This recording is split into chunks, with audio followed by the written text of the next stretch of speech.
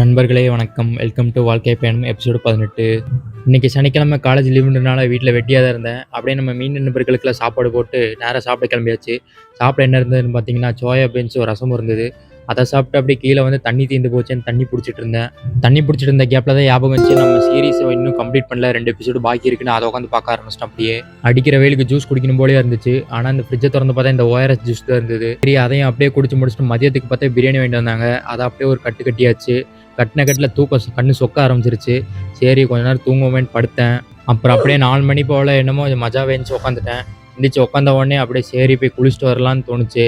எல்லோரும் ஜிம்முக்கு போயிட்டு வந்தவங்க குளிப்பாங்க, ஆனால் நான் அப்படி இல்லை, குளிச்சுட்டு தான் ஜிம்முக்கே கிளம்புவேன்.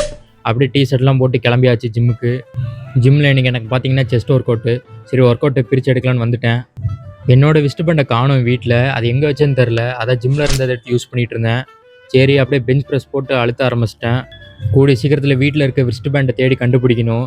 ஏன்னா இது ரொம்ப நாள்கள் புதுசாக ஒரு விஸ்ட் பேண்டை போட்டோன்னே கொஞ்சம் வித்தியாசமாக ஃபீல் ஆச்சு. கை வெயிட் அவ்வளோவா தூக்க முடியல. மஜாவாக ஒர்க் அவுட்லாம் முடிச்சுட்டு வீட்டுக்கு கிளம்பிட்டேன். அடுத்த விழாக்கில் சந்திப்போம். டாடா, பாய் பாய்.